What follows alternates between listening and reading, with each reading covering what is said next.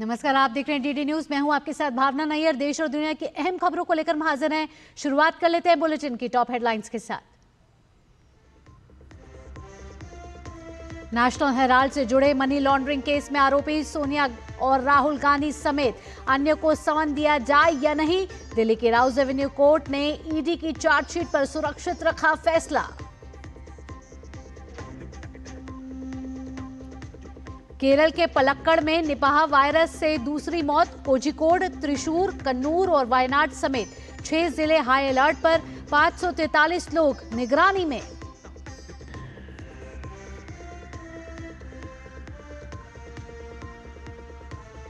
Beijing में SCO महासचिव से विदेश मंत्री डॉक्टर जयशंकर की मुलाकात।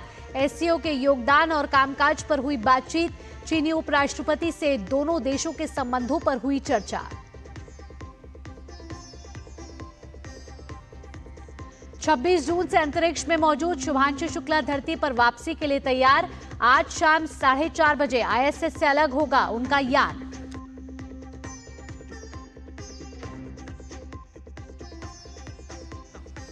और रोमांचक मोड़ पर पहुंचा लॉर्ड्स टेस्ट। टीम इंडिया को जीत के लिए चाहिए 135 रन। फिलहाल 1-1 की बराबरी पर सीरीज।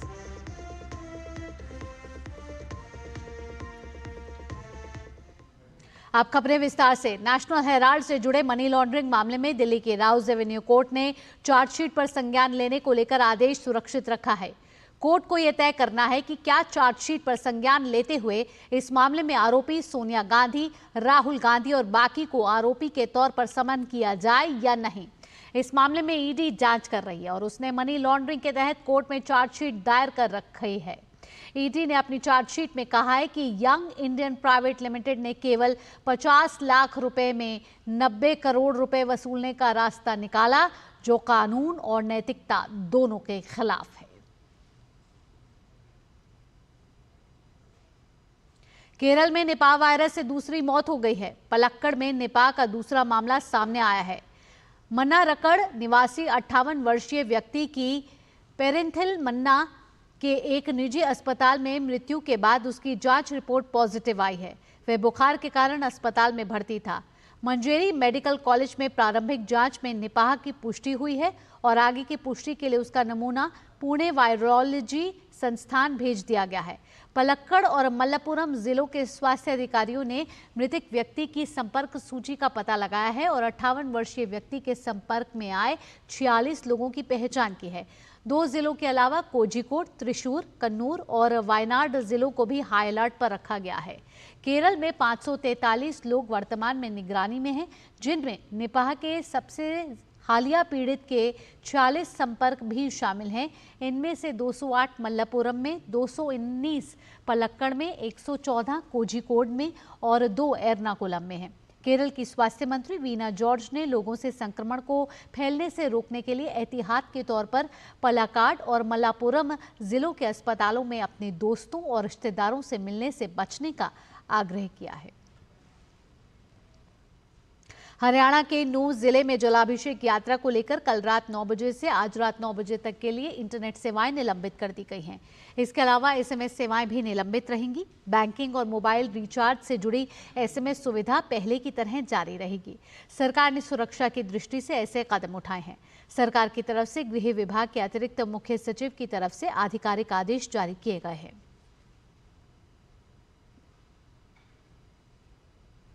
और अब खबर उत्तर प्रदेश से। मेरठ में मुजफ्फरनगर के छपार ने एसटीएफ ने जीवा गैंग के शार्प शूटर शाहरुख पठान को घायल अवस्था में गिरफ्तार किया, जिसे उपचार के लिए अस्पताल ले जाया गया, जहां डॉक्टर ने उसे मृत घोषित करार दे दिया।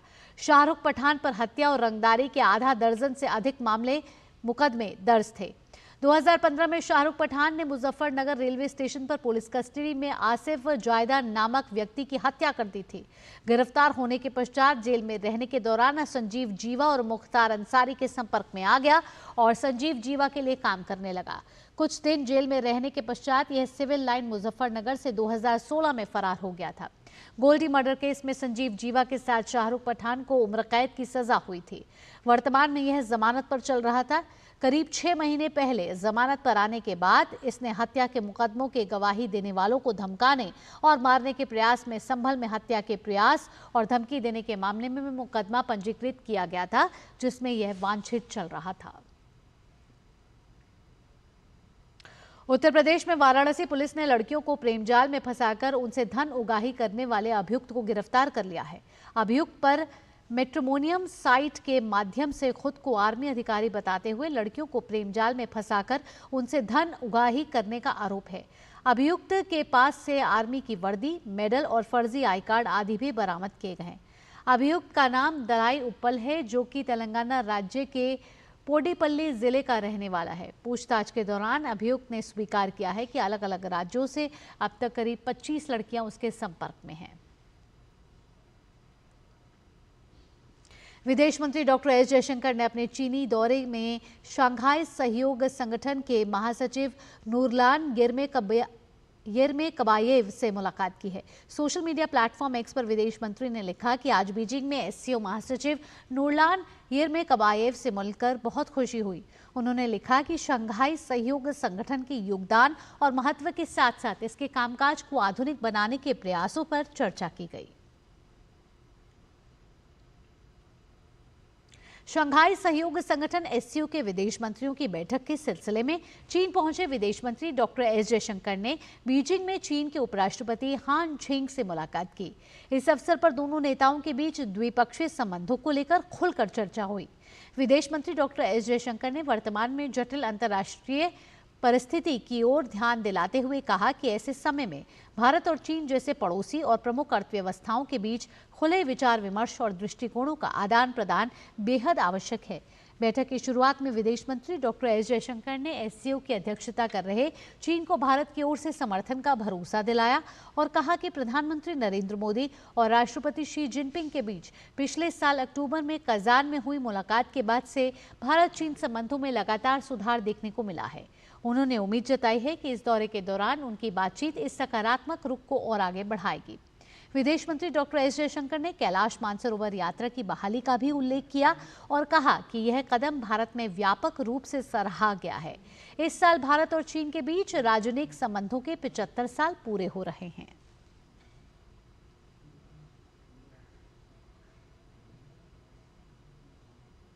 Successful Chinese presidency of the ASEAN. Bilateral relationship, as you have noted, has been steadily improving since the meeting of Prime Minister Modi and President Xi Jinping in Kazan last October.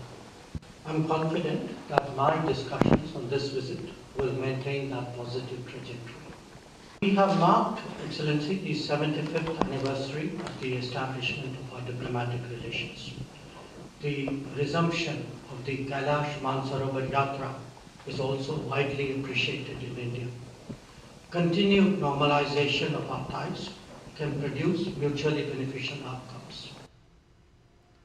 Narendra Modi के नेतृत्व में केंद्र सरकार युवाओं के कौशल विकास पर खासा ध्यान दे रही है।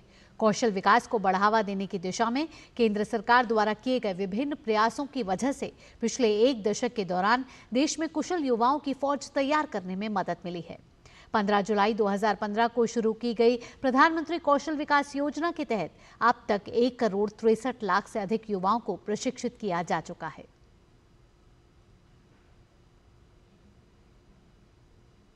कौशल विकास प्रधानमंत्री नरेंद्र मोदी की प्राथमिकताओं में सबसे ऊपर है और इस क्षेत्र में सरकार के जोर देने का ही असर है कि युवाओं के कौशल विकास के मामले में पिछले 1 दशक के दौरान उल्लेखनीय प्रगति देखने को मिली है। इसका श्रेय कई सरकारी योजनाओं को जाता है, जिनमें सबसे प्रमुख है प्रधानमंत्री कौशल विकास योजना। कौशल भारत कुशल भारत के मिशन के साथ इस योजना की शुरुआत जुलाई 2015 में की गई थी। निःशुल्क अल्पकालिक कौशल प्रशिक्षण प्रदान कर और कौशल प्रमाणन के लिए युवाओं को प्रोत्साहित कर देश में कौशल विकास को प्रोत्साहित करना इस योजना के प्रमुख उद्देश्यों में है। प्रधानमंत्री कौशल विकास योजना के पहले चरण में 2015-16 के दौरान 19,86,000 से अधिक अभ्यर्थियों को प्रशिक्षित किया गया। 2016 से 2020 के बीच दूसरे चरण के दौरान करीब 1 करोड़ 10 लाख अभ्यर्थियों को कौशल प्रशिक्षण दिया गया।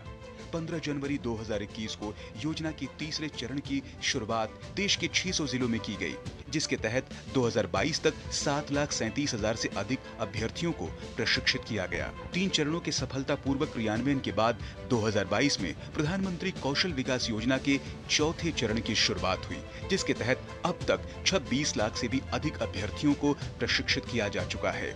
योजना का चौथा चरण 2026 तक चलेगा। 2015 में प्रधानमंत्री कौशल विकास योजना की शुरुआत के बाद से अब तक इस योजना के तहत 1 करोड़ 63 लाख से अधिक अभ्यर्थियों को प्रशिक्षित किया जा चुका है। केंद्र सरकार ने इस योजना पर अब तक 11,407 करोड़ रुपए से अधिक की राशि खर्च की है। योजना के तहत कुल प्रशिक्षित अभ्यर्थियों में महिलाओं की संख्या 45% है, जबकि अनुसूचित जाति के अभ्यर्थियों की तादाद 13%, अनुसूचित जनजाति के 5% और ओबीसी अभ्यर्थियों की तादाद 34% है। प्रधानमंत्री कौशल विकास योजना के चौथे चरण में प्रशिक्षित युवाओं को उनके मनपसंद करियर का चुनाव करने के लिए सशक्त करने पर जोर दिया जा रहा है। प्रशिक्षित युवाओं को रोजगार के बेहतर अवसर मिले, इसके लिए स्किल इंडिया डिजिटल हब की शुरुआत की गई है, ताकि कौशल, शिक्षा, रोजगार और उद्यमिता को एकीकृत किया जा सके। युवाओं में डिजिटल और तकनीकी कौशल को बढ़ावा देने के मकसद से योजना के चौथे चरण में नए प्रशिक्षण कार्यक्रमों की शुरुआत की गई है। इनमें आर्टिफिशियल इंटेलिजेंस, रोबोटिक्स, ड्रोन्स और वेब 3.0 जैसे उभरते हुए क्षेत्रों पर फोकस है, जिन्हें उद्योग जगत के भविष्य की जरूरतों के हिसाब से डिजाइन किया गया है। आत्मनिर्भर भारत हर देशवासी का सपना ही नहीं, बल्कि दृढ़ संकल्प है। कुशल युवाओं की फौज तैयार कर आत्मनिर्भर भारत बनाने और देश को दुनिया का स्किल कैपिटल बनाने के प्रधानमंत्री नरेंद्र मोदी के विजन को पूरा करने में प्रधानमंत्री कौशल विकास योजना महत्वपूर्ण भूमिका निभा रही है। Nishant Saurabh, DD news, Delhi. भारतीय वायुसेना के ग्रुप कैप्टन और अंतरिक्ष यात्री शुभांशु शुक्ला आज अंतरिक्ष से पृथ्वी वापसी के लिए तैयार हैं। अंतर्राष्ट्रीय स्पेस स्टेशन से धरती पर वापसी के इस सफर पर एक्सियोम 4 मिशन के 3 अन्य अंतरिक्ष यात्री भी उनके साथ होंगे। आज शाम ये 4 सदस्यीय दल ISS से रवाना होकर पृथ्वी की ओर अपनी वापसी यात्रा शुरू करेगा। एक्सियोम 4 मिशन की वापसी की प्रक्रिया के तहत अंतरिक्ष यात्री आज भारतीय समय के अनुसार आज शाम 4:30 बजे उनका ये यान ISS से अनडॉक होगा। अनडॉकिंग के बाद ड्रैगन कई डिपार्चर बर्न्स करेगा ताकि वह सुरक्षित दूरी बना सके। फिर कई ऑर्बिट लोअरिंग मैनूवर्स करेगा, जिससे धीरे धीरे पृथ्वी की ओर करीब आएगा। इससे अलग होने के बाद कैप्सूल पृथ्वी के वायुमंडल में प्रवेश करेगा। स्पैलिश डाउन यानी कि पृथ्वी पर लौटने का समय 15 जुलाई को भारतीय समय के अनुसार दोपहर 3 बजे निर्धारित किया गया है। वापसी कैलिफोर्निया के तट के पास होगी। ग्रुप कैप्टन शुभांशु शुक्ला के साथ एक्सियोम 4 मिशन आज अंतर्राष्ट्रीय अंतरिक्ष स्टेशन से अनडॉक होने वाला है। लखनऊ में उनके पिता शंभू दयाल शुक्ला ईश्वर से प्रार्थना कर रहे हैं कि वे सकुशल पृथ्वी पर लौट आएं। हम लोग बहुत उत्साहित हैं और बिल्कुल तैयार हैं। उसके लिए जो है आज उसकी अनडॉकिंग होगी। ये हमारे लिए बड़े सौभाग्य की बात है कि मतलब उसका जो है मिशन पूरा हुआ और हम लोग बहुत खुश हैं। सब लोग जो है उसकी प्रतीक्षा कर रहे हैं वापस आने की। बस इसी की तैयारी में हम लोग लगे हैं। वहाँ के जो पहले से मौजूद थे एस्ट्रोनॉट, उन लोगों ने जो है सभी ने जो है मिलकर फेयरवेल दी इन चारों को। और ये चारों जो है चूँकि वापस आ रहे हैं, इसलिए उन्होंने बड़ी सबका मतलब जो शुभकामनाएँ दी। और ये उनका आपस में जो है लोगों का बहुत प्यार है, सब जो रहते हैं वहाँ पर। वक्त तो चला एक छोटे से ब्रेक का। ब्रेक के बाद बात होगी सावन के पहले सोमवार की।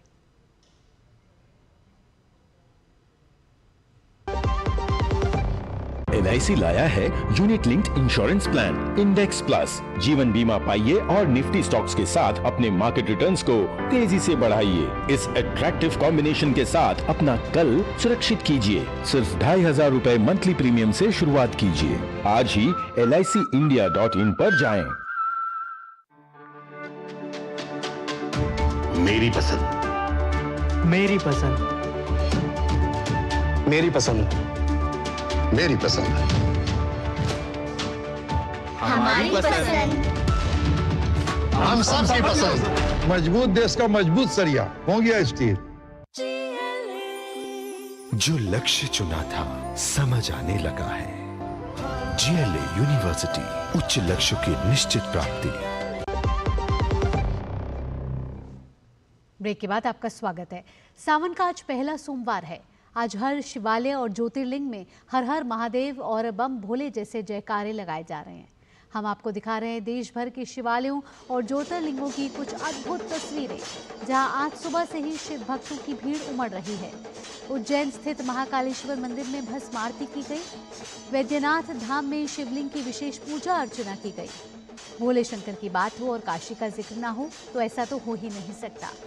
वाराणसी में पवित्र श्रावण महीने के पहले सोमवार के अवसर पर श्री काशी विश्वनाथ मंदिर में मंगला आरती की गई। वहीं राम की नगरी अयोध्या में नागेश्वरनाथ मंदिर में अनुष्ठान किए गए। शिव जी का प्रिय सोमवार का दिन बहुत खास माना जाता है। मान्यता है कि जो भक्त सावन के प्रत्येक सोमवार को श्रद्धा से व्रत रखकर भगवान शिव की विधिवत पूजा करते हैं, उन पर शिव की विशेष कृपा रहती है। शिवलिंग पर दूध, जल, बेलपत्र, धतूरा, भांग, पुष्प आदि अर्पित कर भक्त भोलेनाथ की आराधना कर रहे हैं। जलाभिषेक और रुद्राभिषेक के साथ शिव भक्तों की ओर से महामृत्युंजय पाठ किया जा रहा है।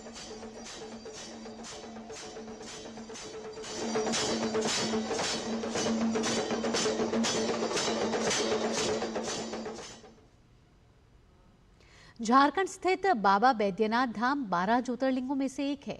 वहीं हिंदू मान्यताओं के अनुसार सावन के महीने में धाम में शिवलिंग पर जलाभिषेक करने का काफी महत्व है। ऐसे में सावन में भारी संख्या में श्रद्धालु और कांवड़िए यहां भोलेनाथ के दर्शन और पूजन के लिए आते हैं। हमारे सहयोगी ने इस धाम का लिया जायजा।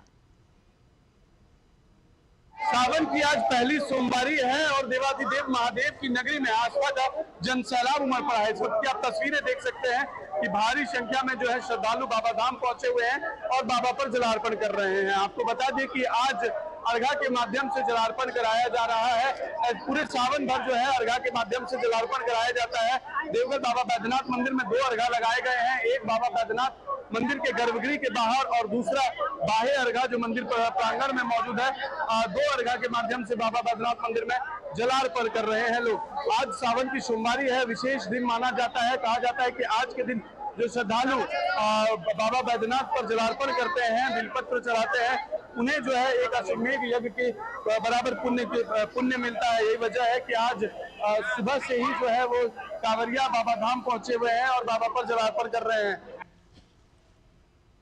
गाजियाबाद स्थित प्रसिद्ध दुधेश्वर नाथ मंदिर में भी आज सुबह से ही भक्तों का तांता लगा हुआ है। लोग दूर दूर से कांवड़ लाकर भोलेनाथ का जलाभिषेक कर रहे हैं। हमारे संवाददाता सुवेश शर्मा ने थोड़ी देर पहले मंदिर से ये रिपोर्ट भेजी है। सोमवार है आज और देश भर के मंदिरों में आज महादेव और हर हर बम बोल की जो गूंज उठी है वो शब्दों में बयां नहीं की जा सकती है। इस वक्त अभी हम गाजियाबाद के दुधेश्वर मंदिर में हैं और आप देख रहे हैं कि किस तरीके से श्रद्धालुओं की एक लंबी श्रृंखला, लंबी लाइन लगी चली आ रही है लगातार। आइए उनसे बात करते हैं। कहाँ से आई हैं दीदी आप? विजयनगर गाजियाबाद से। गाजियाबाद से कितनी देर से लाइन में लगी थी? 2 घंटे से। 2 घंटे से, लेकिन उसके बाद भी मुस्कुरा रही है। वजह? बाबा के दर्शन करने को मिल रहे हैं। बाबा के दर्शन करने को मिल रहे हैं। आप लोग कहाँ से आए हैं? कहाँ से आए हैं? लाइन बिहार से। कितनी देर से लाइन में लगे? 2 घंटे से। 2 घंटे से लगे थे, लेकिन उसके बाद भी चमक रहे हैं, सुकून है। सुकून है। तो देखिए हर किसी को सुकून मिल रहा है। तो इसी बात पे जोर से एक बार हर हर महादेव शिव शंभू। देखिए हर हर महादेव शिव शंभू के यहाँ जयकारे लगा रहे हैं, पूरा प्रांगण गूंज रहा है। और बात अगर प्रशासन की करें तो आप देखिए प्रशासन की तरफ से भी पूरी सुरक्षा के इंतजाम किए गए हैं कि किसी भी श्रद्धालु को कोई तकलीफ ना हो। 2 तरीके से यहाँ पर लाइनें आती हैं, एक बार में महिलाएं आती हैं और दूसरी बार में पुरुष। और आपको बता दें कि जब पुरुषों की लाइन चल रही होती है तब पुलिसकर्मी भी पुरुष होते हैं और जब महिलाओं की लाइन आती है तब पुलिसकर्मी महिलाएं आ जाती हैं। तो इतनी अच्छी व्यवस्था प्रशासन की तरफ से की गई है, क्योंकि देखिए भीड़ है, सावन का पहला सोमवार है, तो हर किसी की इच्छा होती है कि पहले सोमवार पे महादेव के दर्शन कर सके, भोले बाबा को बेल पत्र अर्पित कर सके, जल चढ़ा सके। तो इसलिए देखिए आप जहां तक आपकी नज़र जाएगी वहां तक आपको दिखेगा कि श्रद्धालु लंबी लाइन में लगे हुए। आपको बता दें 4 बजे यहाँ पर मंदिर के गर्भगृह खुल गए थे भोलेनाथ के दर्शन के लिए। अब जैसे जैसे देखिए लाइनों को छोड़ा जा रहा है, वैसे वैसे अब धीरे धीरे करके आ रहे हैं, क्योंकि व्यवस्था बनाए रखने की पूरी कोशिश की जा रही है। नंदी बाबा यहाँ विराजमान है और कहते भी हैं कि नंदी महाराज की आज्ञा मिल जाती है उसके बाद ही महादेव बाबा अपने दर्शन देते हैं। तो सभी श्रद्धालु जो आते जा रहे हैं वो सबसे पहले नंदी बाबा पे जल अर्पित, दूध अर्पित कर रहे हैं, उनको प्रणाम कर रहे हैं और उसके बाद महादेव के दर्शन के लिए आगे बढ़ते जा रहे हैं। सबके मन में आज जयकारा लगाते हुए उनके मंत्रोच्चारण किए जा रहे हैं। नागेंद्र हराय, त्रिलोचनाय, भस्मांगराय, महेश्वराय, नित्याश्वधाय, दिगंबराय, तस्मे अकराय, नमः शिवाय। हर किसी की यही कोशिश है कि आज महादेव का आशीर्वाद मिल जाए और उनका जीवन सफल हो जाए। कैमरा पर्सन मोंटी के साथ मैं doctor Shreya Sharma, DD news के लिए गाजियाबाद से। सावन के पहले सोमवार पर उज्जैन नगरी में हर बार की तरह इस बार भी महाकाल नगर भ्रमण के लिए निकलेंगे। महाकाल की सवारी सावन के सोमवार के साथ भाद्रपद महीने में निकलती है। आज महाकाल की पहली सवारी निकलेगी। बाबा हर सवारी के दिन अलग अलग रूप में दिखाई देंगे। सावन के पहले सोमवार में बाबा पालकी में श्री मन महेश रूप में विराजित होंगे। बता दें कि सावन में हर साल महाकाल अपनी नगरी में लोगों को दर्शन देते हैं। इस सवारी को राजा भोज ने व्यापक रूप से शुरू किया था। इस दौरान महाकाल की सवारी में नए रथ और हाथी शामिल किए गए। तभी से ढोल नगाड़ों के साथ बाबा की सवारी निकलती है। इस बार महाकाल की ये सवारी आज से लेकर 18 अगस्त तक हर सोमवार को निकाली जाएगी। इसके अलावा 11 अगस्त और 18 अगस्त को भी बाबा की सवारी निकाली जाएगी। इसे उज्जैन में भगवान महाकालेश्वर की वार्षिक उत्सव यात्रा कहा जाता है, जो सावन और भाद्रपद के महीने में निकाली जाती है। जब बाबा सवारी पर निकलते हैं तो उन्हें रथ पर बैठाकर नगर का भ्रमण कराया जाता है। नगाड़े बजाए जाते हैं। सवारी में घुड़सवार भी शामिल होते हैं।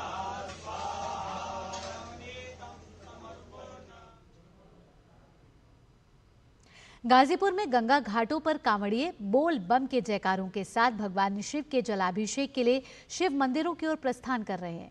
श्रद्धालुओं का सैलाब भगवान शिव को जल चढ़ाने के लिए उमड़ पड़ा है। वहीं ओडिशा के पुरी में शिव लोकमत मंदिर पहुंचकर कांवड़िए ने भगवान भोलेनाथ के दर्शन किए।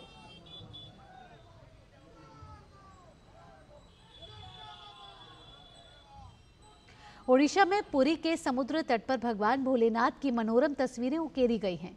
मशहूर सैंड आर्टिस्ट सुदर्शन पटनायक और उनकी टीम ने रेत से भक्ति के इस अद्भुत रंग को बेहद खूबसूरती के साथ बनाया है।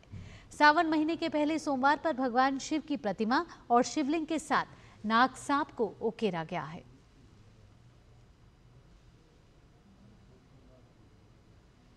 सावन के पहले सोमवार के दिन आज श्रद्धालुओं का 12वां जत्था अमरनाथ की पवित्र गुफा की तीर्थ यात्रा के लिए पहलगाम के नुनवान बेस कैंप से रवाना हुआ।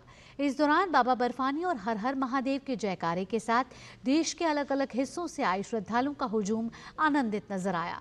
यात्रा के मद्देनजर क्षेत्र में भारी सुरक्षा व्यवस्था है। पीएसी, सीआरपीएफ, आईटीबीपी के 100 से ज्यादा जवानों की तैनाती की गई है। RFID टैग, ड्रोन और CCTV निगरानी, स्कैनिंग और चेक पॉइंट्स की व्यवस्था भी है। 3 जुलाई से शुरू हुई यात्रा में पहले 6 दिनों में 1 लाख से ज्यादा भक्तों ने दर्शन किए हैं। भक्तों की सुविधा के लिए टेंट, भोजन और हेल्थ कैंप की भी व्यवस्था की गई है। अमरनाथ यात्रा की व्यवस्थाओं से श्रद्धालु खुश नजर आए। अमरनाथ यात्रा 9 अगस्त तक चलेगी। राजस्थान में बारिश का दौर जारी है। राज्य के 18 जिलों में भारी बारिश की चेतावनी जारी की गई है, जिसमें 9 जिलों में रेड अलर्ट और शेष अन्य 9 जिलों में ऑरेंज अलर्ट जारी किया गया है। पिछले 24 घंटों में भीलवाड़ा, बूंदी, टोंक, बारां, झालावाड़, अजमेर, जोधपुर, बांसवाड़ा, जालोर, पाली समेत कई जिलों में 2 से 5 इंच पानी बरसा है। 12 जिले के शाहबाद में सबसे ज्यादा 131 मिलीमीटर बारिश हुई है। लगातार हो रही बारिश के चलते प्रदेश के बांधों और नदियों में पानी की आवक जारी है। बीसलपुर बांध का जलस्तर 313.95 RL मीटर तक पहुंच गया है। इसके साथ ही बांध के भराव क्षेत्र में बहने वाली त्रिवेणी नदी की रफ्तार तेज हो गई है। दरअसल राजस्थान में इस मानसून सीजन में औसत 108% ज्यादा बारिश हुई है। मध्य प्रदेश में इस समय मानसून द्रोणिका सक्रिय है। राज्य के अलग अलग हिस्सों में पिछले 3 दिन से रुक रुक कर बारिश का सिलसिला बना हुआ है। मध्य प्रदेश के गुना, श्योपुर, खरगोन, टीकमगढ़, पंचमढ़ी, शिवपुरी, मंडला, रतलाम, रायसेन, ग्वालियर, दतिया, नर्मदापुरम, सागर, दमोह, बैतूल, उज्जैन, छिंदवाड़ा और जबलपुर में काफी बारिश हुई है। भारी बारिश के बाद जलस्तर बढ़ने की वजह से ग्वालियर में तीघरा डैम के 3 गेट खोले गए हैं। इसके अलावा विदिशा जिले में बेतवा नदी का जलस्तर भी लगातार बढ़ रहा है। छतरपुर में भी लगातार बारिश का सिलसिला जारी है। ऐसे में मध्य प्रदेश के अलग अलग हिस्सों में इस समय बारिश का सिलसिला जारी है। छतरपुर की बात करें तो कई यहाँ पर भी क्षेत्र प्रभावित हुए हैं। आपको बता दें कि मध्य प्रदेश में इस समय मॉनसून द्रोणिका सक्रिय है। खेल की खबरों का रुख कर लेते हैं। लॉर्ड्स के ऐतिहासिक मैदान पर खेले जा रहे भारत इंग्लैंड टेस्ट मैच में मुकाबला निर्णायक मोड़ पर पहुंच गया है। चौथे दिन का खेल समाप्त होने तक भारत ने दूसरी पारी में 4 विकेट के नुकसान पर 58 रन बना लिए हैं। टीम इंडिया को जीत के लिए अभी 135 रनों की जरूरत है, जबकि उसके पास 6 विकेट बाकी है। इंग्लैंड की दूसरी पारी तीसरे दिन 192 रनों पर सिमट गई, जिससे भारत को जीत के लिए 193 रनों का लक्ष्य मिला। जवाब में भारतीय टीम की शुरुआत लड़खड़ा गई। यशस्वी जायसवाल खाता खोले बिना आउट हो गए, जबकि करुण नायर ने 14 रन और कप्तान शुभमन गिल केवल 6 रन ही बना पाए। ऐसे में केएल राहुल और मध्यक्रम के बल्लेबाजों से भारत को बड़ी उम्मीदें होंगी। बचे हुए प्रमुख बल्लेबाजों में ऋषभ पंत, नीतीश कुमार रेड्डी, रविंद्र जडेजा, वॉशिंगटन सुंदर, जसप्रीत बुमराह और मोहम्मद सिराज हैं। बात विंबलडन की करें तो इटली के यानिक सिनर ने विंबलडन फाइनल में 2 बार के गत विजेता कार्लोस अल्कराज को 4-6, 6-4, 6-4, 6-4 से हराकर अपने करियर का पहला विंबलडन खिताब जीत लिया है। सिनर का ये कुल चौथा ग्रैंड स्लैम खिताब है। इस जीत के साथ सिनर ने न सिर्फ पहले फ्रेंच ओपन फाइनल में अल्कराज से मिली हार का बदला ले लिया, बल्कि स्पेनिश खिलाड़ी की ग्रैंड स्लैम फाइनल्स में अजय रहने के लय को भी तोड़ दिया। सिनर को मैच के पहले सेट में हार मिली, लेकिन उसके बाद शानदार वापसी करते हुए आगे के सभी सेट जीतकर मुकाबला अपने नाम कर लिया। 23 साल के यानिक सिनर ने फाइनल जीतने के बाद कहा कि विंबलडन जीतने के बाद उनका सपना सच हो गया है। इसी के साथ इस बुलेटिन में इतना ही। दीजिए अनुमति। नमस्कार।